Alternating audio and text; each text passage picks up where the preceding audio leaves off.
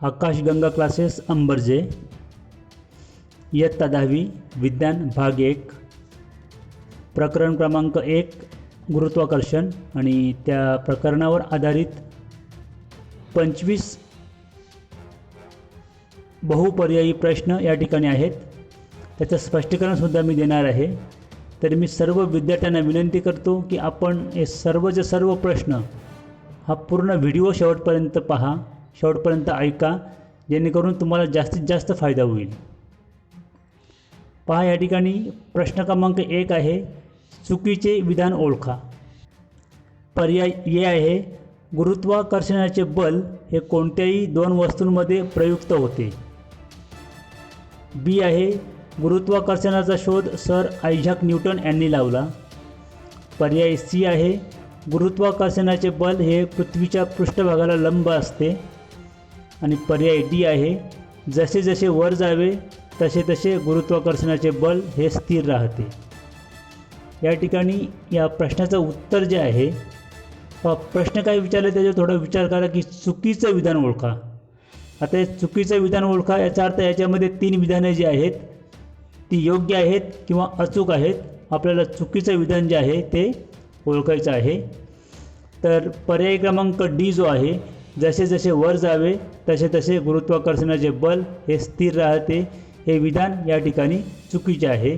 कारण आपण जसे जसे वर जाऊ तसं तसं जो गुरुत्वाकर्षणाचा बलाचा जो सूत्र आहे F बरोबर कॅपिटल G म्हणजे वैश्विक स्थिरांक गुरुत्वीय स्थिरांक m1 गुणिले m2 भागिले डीचा वर्ग. डीचं अंतर जर वाढत गेलं तर गुरुत्वाकर्षणाचं बल जे आहे ते कमी कमी होत जाईल, कारण डी हा व्यस्तानुपाती आहे. जर तो समानुपाती असता तर डी वाढला असता तर बलसुद्धा वाढलं असतं. प्रश्न क्रमांक 2 आहे, वर्तुळाकार कक्षेत फिरणाऱ्या कोणत्याही वस्तूवर वर्तुळाच्या केंद्राच्या दिशेने प्रयुक्त होणारे बल म्हणजे टिंबटिंब होय. पर्याय ए आहे अभिकेंद्री बल, पर्याय बी गुरुत्वीय बल, पर्याय सी आहे बाह्यकेंद्री बल आणि पर्याय डी आहे वैश्विक बल. या प्रश्नाचं उत्तर आहे पर्याय क्रमांक ए म्हणजे अभिकेंद्री बल. आता अभिकेंद्री बल जे आहे ते तुम्ही मौत का कुवा वगैरे पाहिला असेल, किंवा दोरी हातात घेऊन जर आपण दोरीला एक दगड बांधला आणि त्यात ती दोरी आपण गोल गोल फिरवत राहिलो, किंवा एखाद्या ठिकाणी आपण सायकल किंवा मोटरसायकल गोल वर्तुळाकार दिशेत जर आपण फिरवत राहिलो तर त्या ठिकाणी त्या वर्तुळाच्या केंद्रस्थानी जो बल आपल्याला बॅलन्स करतो किंवा तोलून धरतो, तो जो बल आहे त्या बलाला काय म्हणतात, अभिकेंद्री बल. प्रश्न क्रमांक 3 आहे, टिंबटिंब या शास्त्रज्ञाने ग्रहांच्या कक्षेचे नियम मांडले. पर्याय ए न्यूटन, पर्याय बी गॅलिलिओ, पर्याय सी केपलर आणि पर्याय डी आईन्स्टाईन. आणि या प्रश्नाचं उत्तर आहे पर्याय क्रमांक सी म्हणजे केपलर. प्रश्न क्रमांक 4, प्रतलीय लंबवृत्तावर एकूण टिंबटिंब नाभी असतात. पर्याय ए 3, पर्याय बी 1, पर्याय सी 4, पर्याय डी 2. आणि या प्रश्नाचं उत्तर आहे पर्याय क्रमांक डी म्हणजे 2. आता प्रतलीय लंबवृत्त तयार करण्याकरता त्या पुस्तकामध्ये एक आपल्याला साधं उदाहरण दिलेलं आहे की शंकू जो असतो, शंकूला जर आपण तिरपा छेद दिला, शंकूच्या दोन्ही बाजूने जर आपण त्याला तिरपा छेद दिला, त्याच्या अक्षाच्या डावीकडून आणि उजवीकडे अशा पद्धतीने जर आपण त्याला छेदला तर तिथे जी आकृती तयार होते त्या आकृतीला म्हणतात लंबवृत्त. तर जे खगोलीय वस्तू ज्या आहेत त्यांचं सूर्याभोवती फिरण्याची जी कक्षा जी आहे किंवा ते ज्या पद्धतीने सूर्याभोवती परिक्रमा पूर्ण करतात ती लंबवर्तुळाकार असते. मग त्या लंबवर्तुळाकार कक्षा जी आहे त्या कक्षेवर 2 नाभी असतात आणि त्यातल्या एका नाभीवर सूर्य हा स्थित असतो. म्हणून या प्रश्नाचं उत्तर जे आहे ते पर्याय क्रमांक डी म्हणजे 2. प्रश्न क्रमांक 5, खालीलपैकी केपलरचा पहिला नियम कोणता. पर्याय ए आहे ग्रहाची कक्षा ही लंबवर्तुळाकार असते. पर्याय बी आहे ग्रहाची कक्षा लंबवर्तुळाकार असून सूर्य त्याच्या एका नाभीवर असतो. पर्याय सी आहे ग्रहाची कक्षा वर्तुळाकार असून सूर्य त्याच्या एका नाभीवर असतो. आणि पर्याय क्रमांक डी आहे, ग्रहाची कक्षा लंबवर्तुळाकार असून सूर्य त्याच्या कक्षेवर असतो. या प्रश्नाचं उत्तर जे आहे ते पर्याय क्रमांक बी, म्हणजे ग्रहाची कक्षा लंबवर्तुळाकार असून सूर्य त्याच्या एका नाभीवर असतो. आता आपण आधीच्या प्रश्नामध्ये पाहिलं की लंबवृत्त किंवा प्रतलीय लंबवृत्त जो असतो त्याला 2 नाभी असतात. त्या 2 नाभींपैकी एका नाभीवर कोण असतो? सूर्य असतो. आणि इतर जे ग्रह जे आहेत आपल्या सूर्यमालेतील ते लंबवर्तुळाकार कक्षेमध्ये सूर्याभोवती भ्रमण करत असतात. पर्याय क्रमांक ए जो आहे, ग्रहाची कक्षा ही लंबवर्तुळाकार असते, हे सुद्धा सत्य आहे. परंतु हे जे विधान जे आहे हा केपलरचा नियम नाही. केपलरच्या नियमानुसार त्याने हे सांगितलेलं आहे की त्या लंबवर्तुळाकार कक्षेच्या एका नाभीवर सूर्य स्थित आहे. पर्याय क्रमांक सी जो आहे की ग्रहाची कक्षा वर्तुळाकार असून सूर्य त्याच्या एका नाभीवर असतो, तर हे पूर्णपणे चुकीचं आहे की कोणताच ग्रह सूर्याभोवती वर्तुळाकार दिशेने भ्रमण करत नाही. फारच सांगायचं झालं तर चंद्रसुद्धा पृथ्वीभोवती जी परिक्रमा किंवा परिभ्रमण करतो तो सुद्धा लंबवर्तुळाकार कक्षेतच करतो. प्रश्न क्रमांक 6, केपलरच्या तिसऱ्या नियमाचे सूत्र टिंबटिंब हे होय. पर्याय ए आहे, टीचा वर्ग भागिले आरचा घन बरोबर के. के हा स्थिरांक आहे. पर्याय बी आहे, टीचा घन भागिले आरचा वर्ग बरोबर के. पर्याय सी आहे, टीचा वर्ग भागिले आरचा घन बरोबर 1/k. पर्याय डी आहे, टीचा वर्ग गुणिले आरचा घन बरोबर के. आणि या प्रश्नाचं उत्तर जे आहे ते पर्याय क्रमांक ए, म्हणजे टीचा वर्ग भागिले आरचा घन बरोबर के. प्रश्न क्रमांक 7, विश्वातील प्रत्येक वस्तू ज्या बलाने एकमेकाला आकर्षित करते ते बल वस्तुमानाच्या गुणाकाराशी समानुपाती व त्यामधील अंतराच्या व्यस्तानुपाती असते. या प्रश्नाचं उत्तर, हा नियम जो आहे हा वर दिलेला जो आहे प्रश्न क्रमांक 7 हा एक नियम आहे. हा नियम कोणाचा आहे हे आपल्याला इथे ओळखायचं आहे. पर्याय ए आहे, केपलरचा दुसरा नियम. पर्याय बी आहे, वैश्विक गुरुत्वाकर्षणाचा नियम. पर्याय सी आहे, न्यूटनचा गतिविषयक तिसरा नियम. आणि पर्याय डी आहे, केपलरचा पहिला नियम. या प्रश्नाचं उत्तर जे आहे ते पर्याय क्रमांक बी, म्हणजे वैश्विक गुरुत्वाकर्षणाचा नियम. त्याचं सूत्र असं आहे, एफ बरोबर जी. जी म्हणजे वैश्विक स्थिरांक कॅपिटल जी. M1 गुणिले M2, याच्यामध्ये M1 आणि M2 हे 2 वस्तूंचं वस्तुमान आहे, भागिले डीचा वर्ग. डीचा वर्ग म्हणजे डी जे आहे ते त्या 2 वस्तूंच्या केंद्रांमधील अंतर आहे, असं हे सूत्र आहे. आता केपलरचा दुसरा नियम आणि केपलरचा पहिला नियम याचा अभ्यास तुम्ही केलेलाच आहे, परंतु आणि केपलरचा नियम जे आहेत ते तुमच्या पुस्तकात दिलेले आहेत. परंतु पर्याय क्रमांक सी जो आहे, न्यूटनचा गतिविषयक तिसरा नियम, तो नियम काय आहे? तर तो नियम अशा प्रकारे आहे की every action there is equal and opposite reaction, म्हणजे क्रियाबल तसे प्रतिक्रियाबल. प्रश्न क्रमांक 8 आहे, जी हा स्थिरांक असून त्यास टिंबटिंब म्हणतात. पर्याय ए आहे, वैश्विक स्थिरांक. पर्याय बी, गुरुत्वीय त्वरण. पर्याय सी, विस्थापन. आणि पर्याय डी, आकर्षण बल. आणि या प्रश्नाचं उत्तर आहे पर्याय क्रमांक ए, म्हणजे वैश्विक स्थिरांक. आता जी, कॅपिटल जी हा काय स्थिरांक आहे. उर्वरित बी, सी आणि डी हे जे आहेत हे स्थिर नाही आहेत. गुरुत्वीय त्वरण जे आहे ते सुद्धा पृथ्वीच्या वेगवेगळ्या भागावर वेगवेगळं आहे. जसं की पृथ्वीचे जे 2 ध्रुव आहेत, उत्तर आणि दक्षिण ध्रुव, त्या ध्रुवावर सर्वात जास्त गुरुत्वीय त्वरण आहे, कारण त्या ठिकाणची पृथ्वीचा जो भाग आहे तो थोडा चपटा आहे. त्याचं कारण असं आहे की पृथ्वी पूर्णपणे गोल नसल्यामुळे ध्रुवीय प्रदेशामध्ये ती थोडी चपटी झालेली आहे, आणि चपटी असल्यामुळे त्या ठिकाणी पृथ्वीचं केंद्र आणि ते उत्तर ध्रुव आणि दक्षिण ध्रुव यांच्यामध्ये अंतर कमी आहे. आणि अंतर कमी असल्याने काय झालं, आपला जो गुरुत्वीय स्थिरांक किंवा जो आकर्षण बलाचं जे सूत्र आहे त्यानुसार त्या ठिकाणी गुरुत्वीय बल जे आहे ते वाढतं आहे, आणि ध्रुवावर जे गुरुत्वीय बल आहे ते सर्वात जास्त म्हणजे 9.832 एवढं त्या ठिकाणी गुरुत्वीय त्वरण आहे. सी जे आहे ते विस्थापन आहे. विस्थापनसुद्धा चल पद आहे ते सुद्धा सतत बदलत राहील. आणि डी हे सुद्धा आकर्षण बल आहे, म्हणजे F बरोबर जे आपण सूत्र वापरत आहोत ते आकर्षण बल आहे सुद्धा, त्याची किंमतसुद्धा सतत बदलत राहील. म्हणून या ठिकाणी ए जे आहे ते वैश्विक स्थिरांक आहे, म्हणून पर्याय क्रमांक ए हे उत्तर आपलं बरोबर आहे.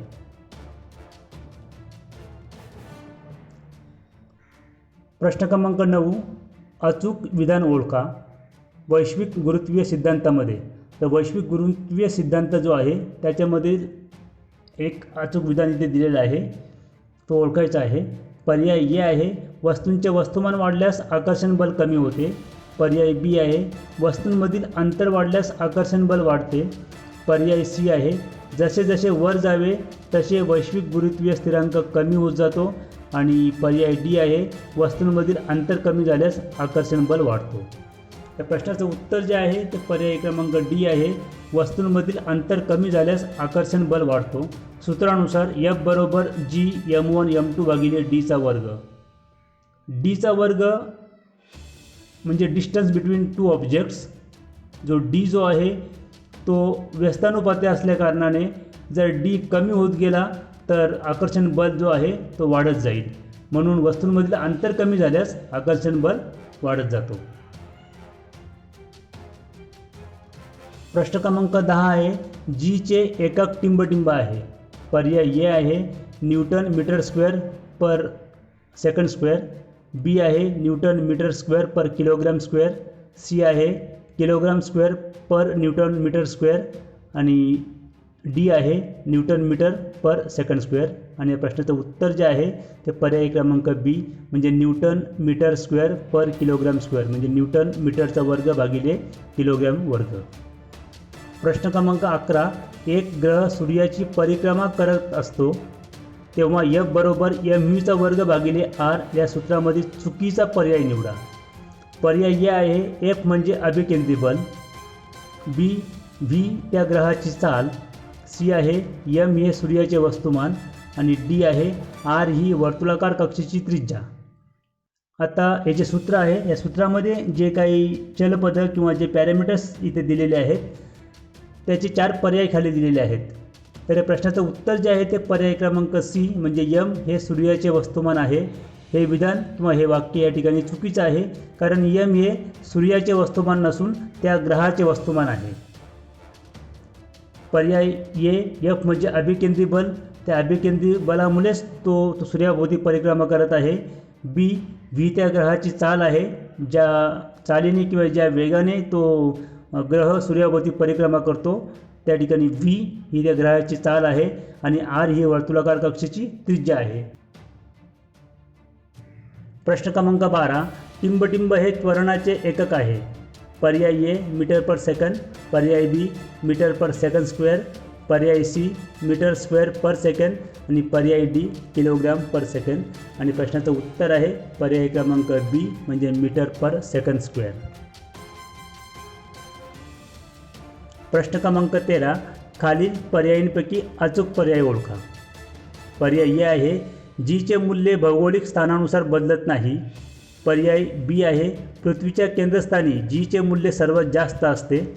पर्याय सी आहे, वरून सोडलेल्या वस्तूचा वेग हा सुरुवातीला 0 असतो.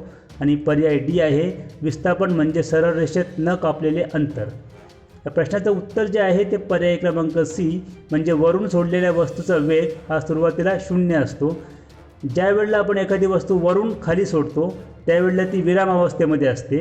आणि वरून वस्तू सोडल्यानंतर ती खाली ज्या वेळेला येते, जेवढी ती पृथ्वीच्या पृष्ठभागाला स्पर्श करण्याचा प्रयत्न करते,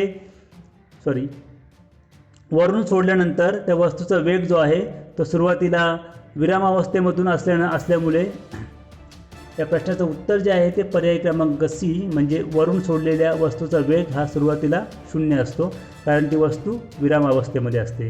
मग जसजशी ती वस्तू पृथ्वीच्या पृष्ठभागापर्यंत पोहोचते तसतसा त्या वस्तूचा वेग वाढत जातो. म्हणून या प्रश्नाचं उत्तर जे आहे ते पर्याय क्रमांक सी हे अचूक आहे. आता पहा, पर्याय क्रमांक ए जो आहे, जीचे मूल्य भौगोलिक स्थानानुसार बदलत नाही, तर हे विधान इथे चुकीचं आहे. कारण जीचे मूल्य जे आहे ते पृथ्वीवरील भौगोलिक स्थानानुसार जीचे मूल्यामध्ये बदल होत जातो. परंतु बदल जो आहे तो आपल्या लक्षात येणार नाही. तुम्ही किती उंचीवर आहात त्यानुसार तो बदल जो आहे तो अगदी निग्लिजिबल असणार आहे. परंतु शास्त्रज्ञांनी जो शोध लावला किंवा जे काही सिद्धांत मांडले त्या सिद्धांतानुसार जीचे मूल्य हे भौगोलिक स्थानानुसार सतत बदलत राहते.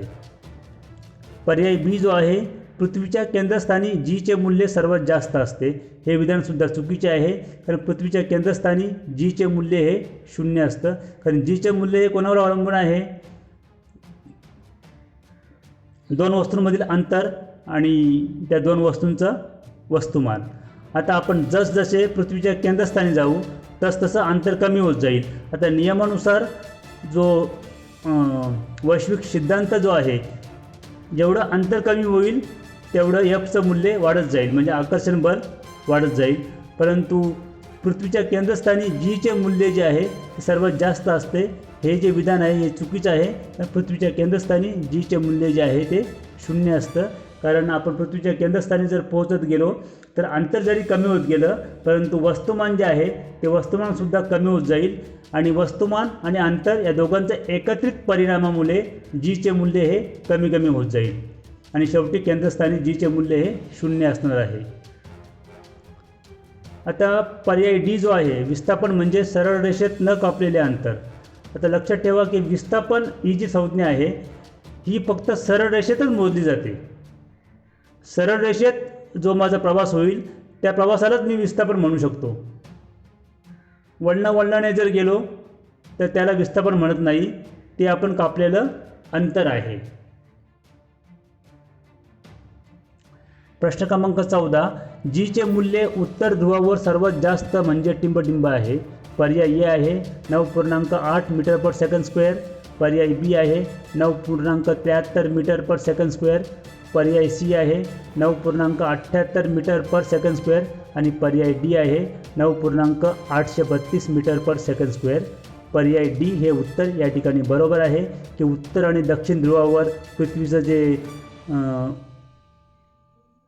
गुरुत्वीय त्वरण जे आहे म्हणजे जी हे सर्वात जास्त आहे. तुम्हाला मी आधीच सांगितलेलं आहे की पृथ्वीचा आकार जो आहे तो संपूर्ण गोलाकार नाही आहे किंवा वर्तुळाकार नाही आहे, तर तो जिओइड अशा प्रकारचा आकार आहे.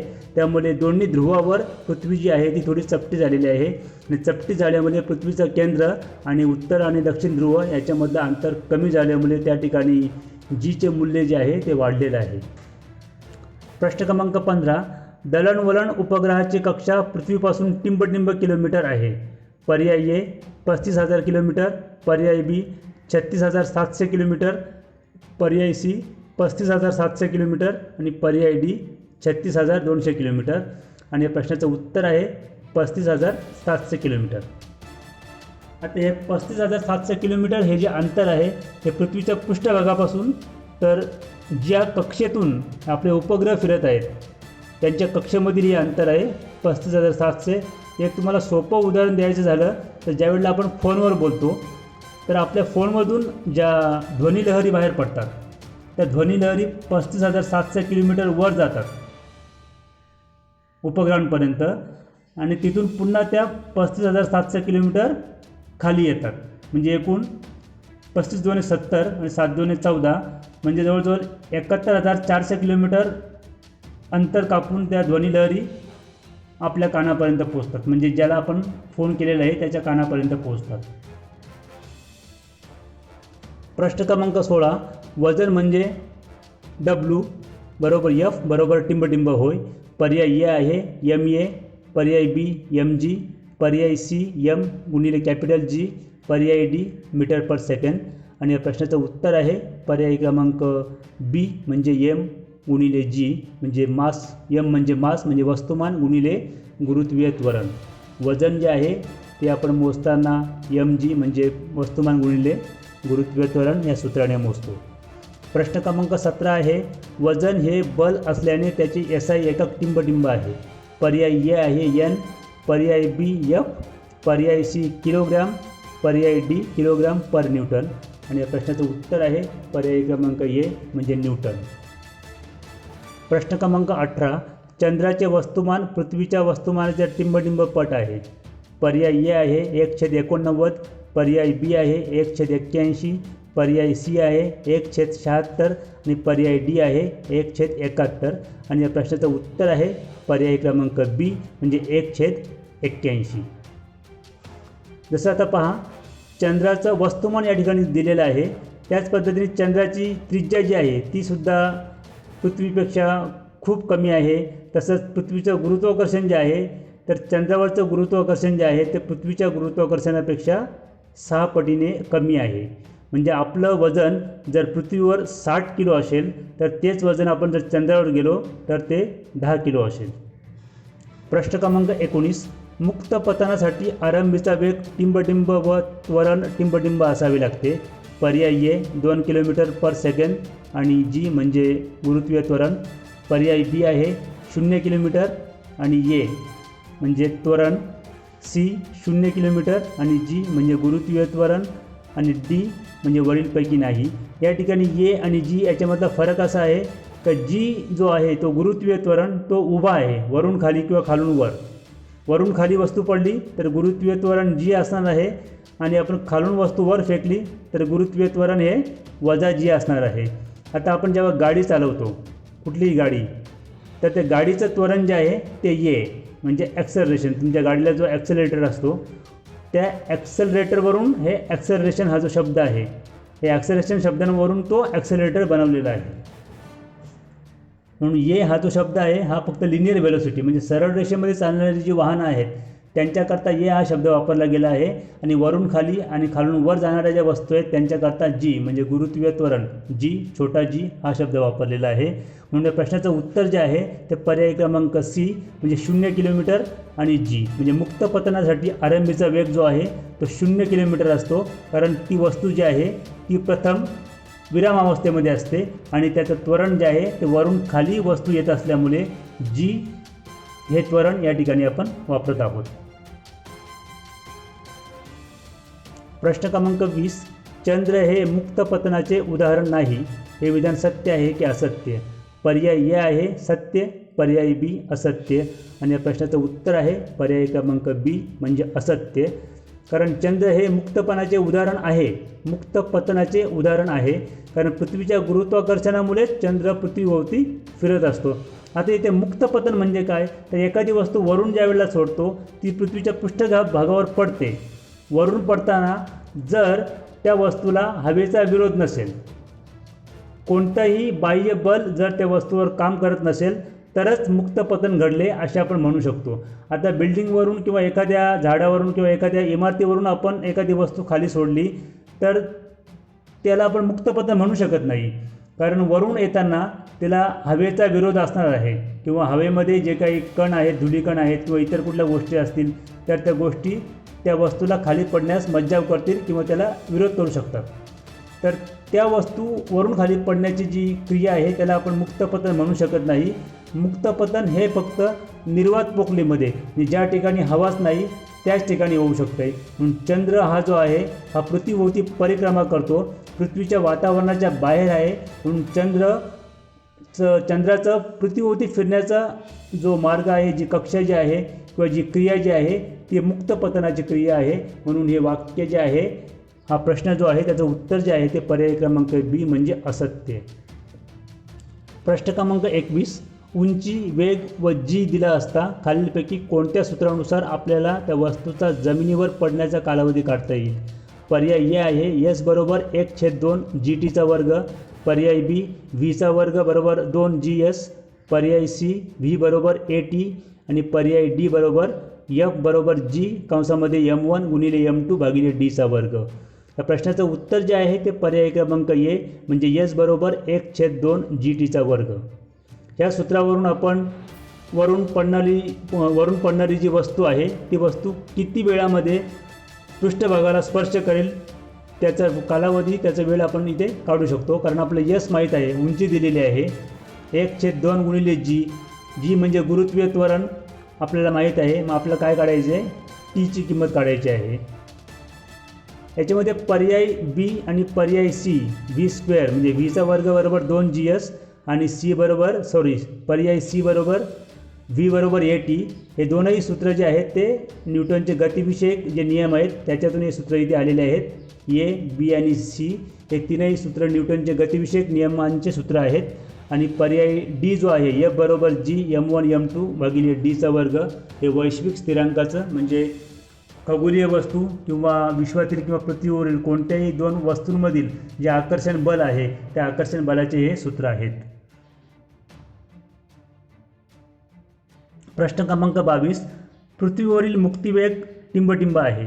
पर्याय ए आहे 11.8 किलोमीटर पर सेकंद, पर्याय बी आहे 11.2 किलोमीटर पर सेकंद, पर्याय सी आहे 14.8 किलोमीटर पर सेकंद आणि पर्याय डी आहे वरीलपैकी नाही.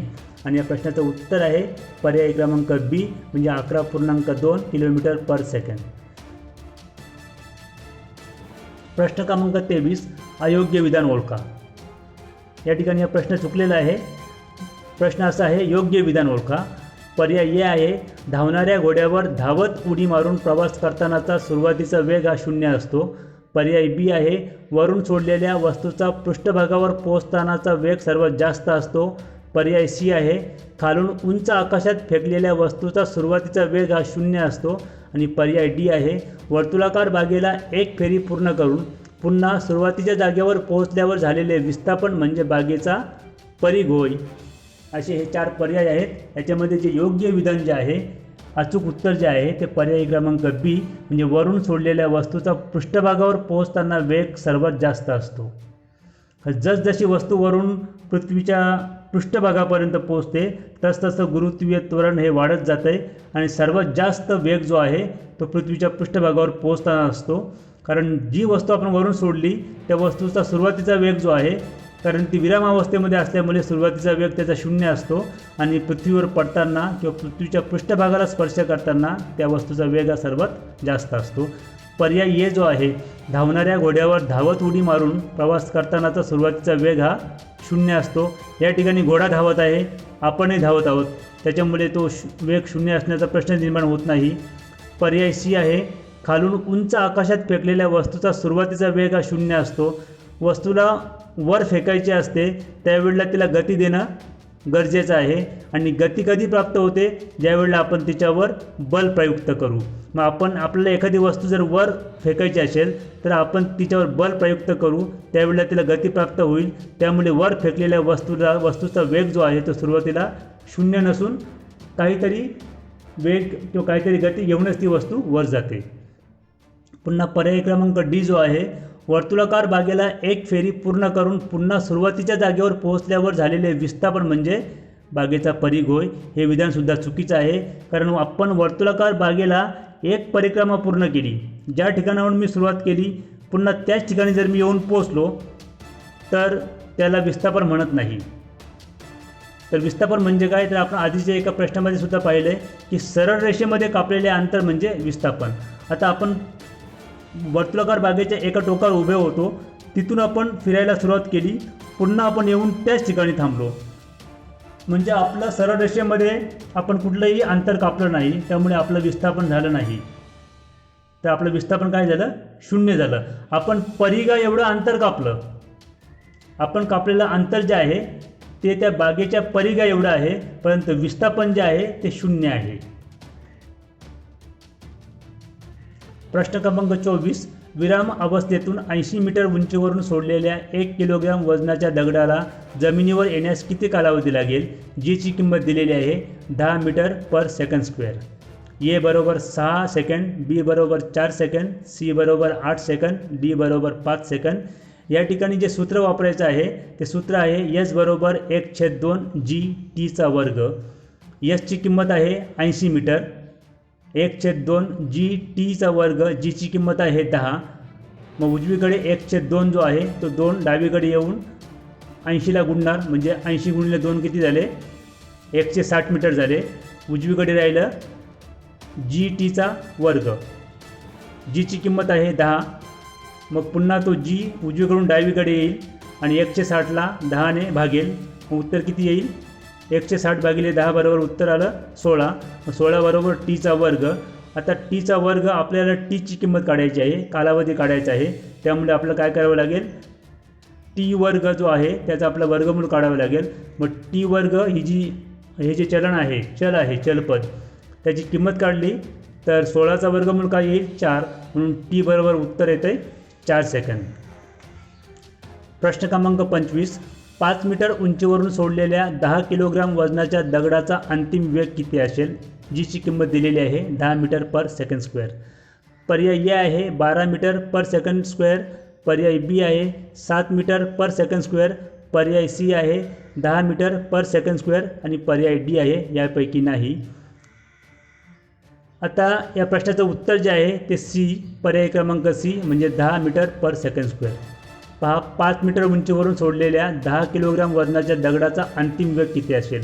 तर आता न्यूटनच्या गतिविषयक नियमानुसार अंतिम वेग जो आहे त्याचं सूत्र जे आहे ते V2GS V स्क्वेअर म्हणजे व्हीचा वर्ग बरोबर 2GS.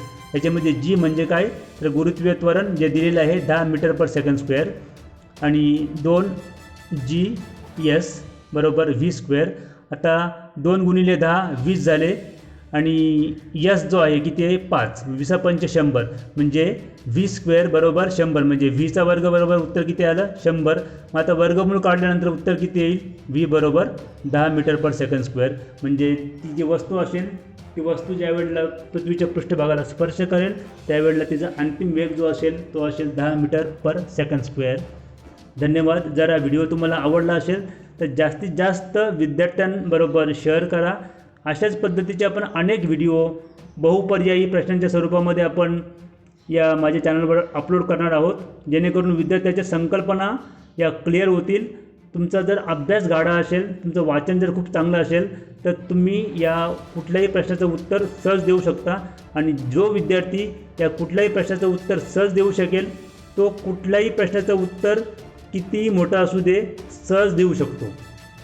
त्याच्याकरता योग्य वाचन आणि मन लावून वाचन केलं तरच या सर्व संकल्पना तुमच्या क्लिअर होतील. आणि जोपर्यंत संकल्पना क्लिअर होत नाही, जोपर्यंत आपण बारीक बारीक गोष्टींकडे लक्ष देत नाही, तोपर्यंत अशा प्रकारच्या प्रश्नांची उत्तर आपल्याला देता येणार नाहीत. म्हणून अभ्यास करत राहा. व्हिडिओ आवडला तर मित्रांबरोबर शेअर करा, लाईक करा आणि चॅनलवर जर तुम्ही नवीन असाल तर चॅनलला सबस्क्राईब करा. धन्यवाद. जय हिंद.